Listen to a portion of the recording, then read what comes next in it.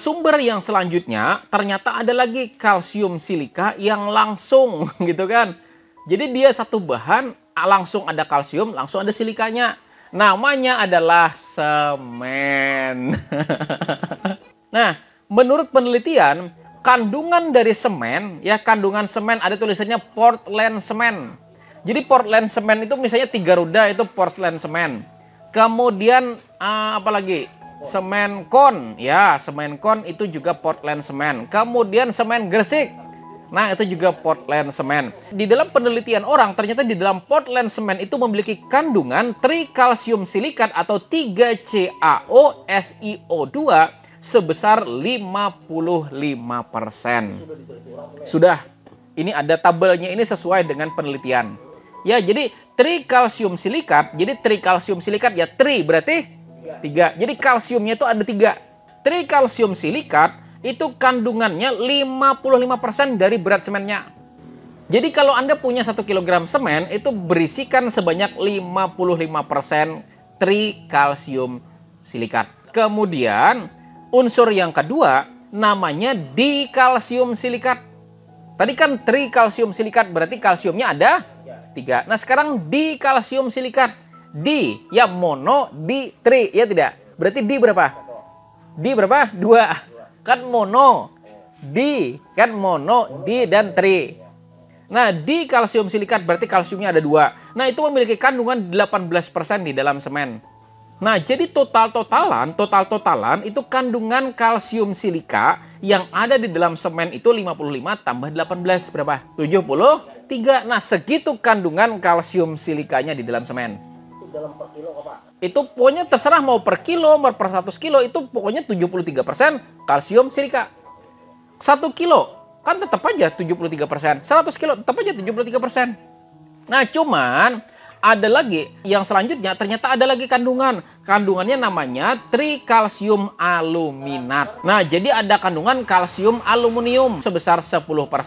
Nah kemudian ada lagi kandungan tetrakalsium. Ada lagi kandungan aluminium ferit. Jadi aluminium besi sebesar 8%. Dan terakhir ada kandungan kalsium sulfat juga sebesar 6%. Ada di dalam semen. Namun kalau saya, ya ini kan menurut data. Nah kalau saya tidak pakai semen Portland. Kenapa? Seperti yang saya sebutkan tadi, memang dia punya kandungan kalsium silika dengan jumlah yang besar. Tapi yang jadi masalah ada di unsur yang nomor 5. Namanya aluminiferit, besi. Nah, ini yang jadi masalah. Jadi kalau Anda misalnya kan mengaplikasikan, berarti Anda sudah ngasih besi ke tanaman. Seperti materi kita sebelum-sebelumnya, kalau tanaman di sini kelebihan besi, tanaman bakalan keracunan besi. Kalau tanaman padi kita aplikasikan dan kebanyakan besi, itu awal mula tanaman bakal kena blas. Makanya di sini alternatif selanjutnya yang saya kasihkan kepada bapak-bapak semuanya adalah semen putih. Kenapa? Karena semen putih tidak mengandung atau minim kandungan dari aluminiferit. Nah, jadi dia lebih murni ke kalsium silikanya. Cuman memang ya kemampuan daya rekat dan juga daya kekuatan lah istilahnya kan, itu tidak sekuat semen biasa karena tidak mengandung besi dan juga aluminium. Makanya ini hanya cocok untuk acian. Coba aja untuk struktur kada mampu. Bikin aja pondasi pakai semen putih, saya bilang rugi. Kenapa? Kenapa rugi? Harganya larang, kekuatannya kurang. Jadi ini karena mungkin pian betakun akhirnya kenapa aja PPL bicara semen hari ini? Karena ini alternatif ya. Sebetulnya ada produk kalsium silika di pasaran. Cuman begini ya, ulun pengen pian-pian semua di sini bisa memanfaatkan bahan yang ada di sekitar dengan harga yang lebih murah. Kenapa? Karena contoh ya kayak semen putih itu kan kalau saya beli ini harganya 5.000 per kilo. Faktanya kalau Anda beli langsung 50 kilo, nah itu paling harganya 3.000, 2.500 kenanya kadang 130 sampai 145.000 per karungnya, ya tidak? Nah cuman itu tadi seperti yang saya bilang, karena dia tidak memiliki kandungan atau minim kandungan aluminiferitnya, maka daya rekatnya kurang. Makanya tidak akan cocok dipakai untuk struktur. Parasit kan mungkin pengalaman bertukang lama. Nah, ulun yakin Parasit pun paham di sini kan daya kekuatannya pasti jauh kalah dibandingkan dengan semen biasa. Alasannya karena dia lebih murni kandungan kalsium silikanya. Kalau teman-teman semuanya atau bapak-bapak semuanya di sini kepengen mengaplikasikan semen sebagai pupuk yang ada kandungan kalsium silika, saran saya gunakanlah namanya semen putih aja. Karena semen putih itu lebih murni dan juga lebih aman untuk kena tanaman. Nah, dan lagi juga perbedaan antara semen putih dan juga semen biasa. Nah, kalau Anda pakai semen biasa, kemudian Anda aplikasikan dekat dengan batang tanaman, berisiko terjadi luka kimia. Anda pernah tidak di sini maaci, kemudian kada pakai sandal, kada pakai kaos tangan, tiba-tiba luka. Ada Pak Rasid pernah luka, Pak? Padahal logika kita kada kena apa-apa. Kita cuma pegang semen yang ada airnya, tapi kenapa luka? Kenapa kok kita mengaci kok luka? Padahal logikanya tidak ada yang landap, tidak ada yang tajam kan? Kalau pisau kita kepegang pisau wajar luka. Ini pegang semen, semen itu kan bubuk, pegang semen. Kenapa kok luka? Ini namanya disebut dengan luka kimia, diakibatkan ada bahan kimia yang tidak mampu ditahan oleh kulit kita. Jadi kulit kita bereaksi dengan bahan kimia yang ada di semen. Artinya ini juga sama, kulit kita aja bisa luka. Apalagi batang tanaman, apalagi bagian tanaman. Bagian tanaman juga bakal beresiko terjadi luka kimia akibat kita aplikasi pada bagian tanaman. Maka dengan kita menghindari semen Portland, pakainya semen putih. Nah, itu meminimalkan terjadi luka kimia ini. Lalu pertanyaan sampai di sini adalah bagaimana cara aplikasi semen untuk tanaman, ya tidak? Nah, apakah ketika kita larutkan seperti kita aplikasi cor kalsium kemudian kita siram?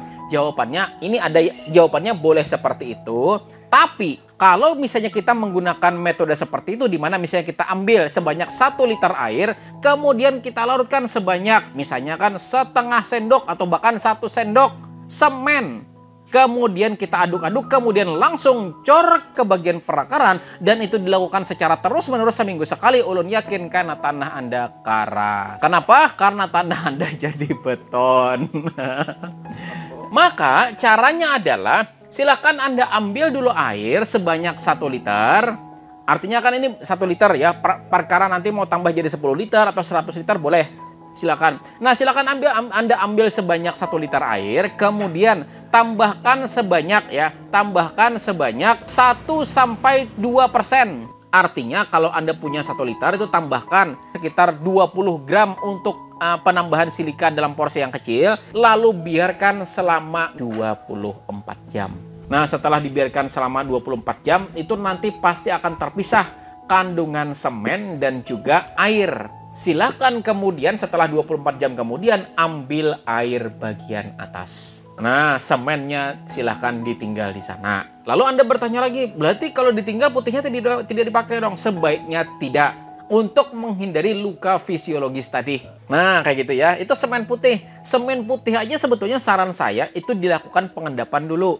Supaya apa? Supaya menghindari luka fisiologis. Cara mengetahui apakah air tersebut sudah memiliki kandungan kalsium silikanya, silahkan lakukan uji ppm. Kan teman-teman semuanya di sini sudah punya TDS meter. Nah, silahkan dicoba air TDS-nya berapa. Misalnya air TDS-nya 100. Nah, kemudian Anda rendam semen tersebut ke dalam air yang 1 liter tadi. Nah, setelah 1 hari kemudian, kan ada pemisahan antara semen dan juga airnya. Silahkan ukur. Bila TDS-nya naik sampai ribuan, berarti sebetulnya kalsiumnya sudah larut.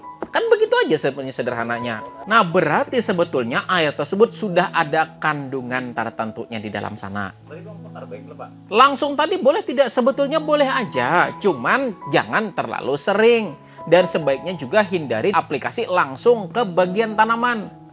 Karena kita takutnya di sini luka fisiologisnya. Ulun kebetulan di belakang rumah. Kan di belakang rumah ulun, di belakang tuh ada ulun bikin semacam garasi. Ngaci sendiri. Itu setelah selesai, batis luka, tangan luka. Padahal logika ya, saya tuh cuman cetok semen biasa. Cetok semennya tuh dari PVC, paralon. Kemudian paralon itu kita panasi dulu. Habis kita panasi, kita tekan jadi bentuk lempengan. Ya kan, bentuk lempengan. Nah, baru kita kasih handle. Tangkai. Nah, itu kan bisa. Nah, itu. Jadi biasanya saya tuh pasti pakai, contohnya menggunakan paralon. Jadi paralon nukar yang 4 inci. Nah, 4 inci kemudian kita potong. Bukan dipotong, dibelah. Set, dibelah. Kemudian kita panasi. Setelah panas, kita tutup. Tekan, press. Jadi sampai dia rata. Nah, setelah rata baru kita kasih handle. Nah, udah jadi. Nah, logika cuman pakai itu. Kalau luka kan tidak mungkin karena PVC. Tapi kenapa tangan luka batis luka? Nah, itu jawabannya, luka kimia akibat semen. Tangan aja luka, tangan kita ini lebih kuat loh. Nah, kan kulit tanaman itu tipis loh kulitnya. Dan itu pasti, ulun yakin tukang tuh pasti tahu. Dan pasti pernah luka. Disebabkan karena luka kimia akibat senyawa di dalam semen tersebut. Artinya di sini, bagi teman-teman sini yang mau aplikasikan semen, nah kan semen, maka silahkan semen tersebut direndam dulu selama 24 jam. Nah, dengan maksimal 1-2%, jangan lebih. Karena kalau Anda pakai 1:1, misalnya 1 kg semen ditambah 1 liter air, itu namanya bikin acian. Ya kan? Karena rumus bikin acian itu 1:1. Dan rumus bikin acian itu wajib airnya tuh merendam dulu sama semennya. Setelah terendam mungkin sekitar 10 menit kemudian banyunya dibuang. Setelah banyunya dibuang, ambil. Nah, itu sudah bisa di-AC. Jadi serba bisa aja. Kalau mau pakai yang semen yang hitam, boleh. Cuman memang kan kita di sini resikonya adalah ada besinya. Nah, cuman apakah tidak berbahaya? Ya, selama kita masih teratur aja, selama kita masih bisa menjaga tanaman kita aja nggak masalah. Cuman kalau bisa menambahkan sedikit lagi, mending semen putih. Jadi bagi teman-teman semua, silahkan ya. Saya langsung bawa sampel.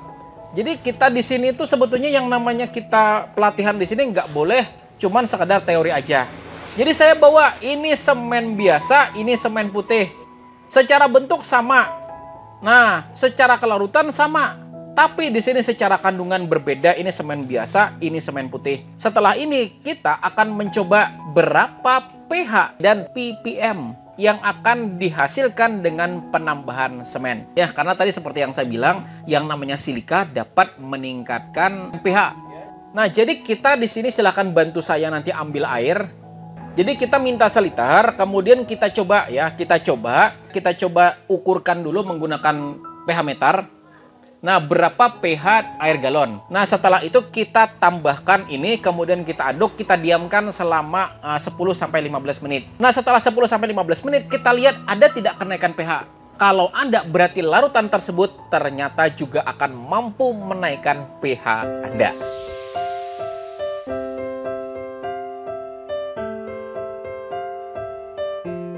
Cara mengetahui apakah air tersebut sudah memiliki kandungan kalsium silikanya, silahkan lakukan uji ppm. Nah, kemudian Anda rendam semen tersebut. Kemudian kan ada pemisahan antara semen dan juga airnya. Silahkan ukur. Bila TDS-nya naik sampai ribuan, berarti sebetulnya kalsiumnya sudah larut. Kan begitu aja sebenarnya sederhananya.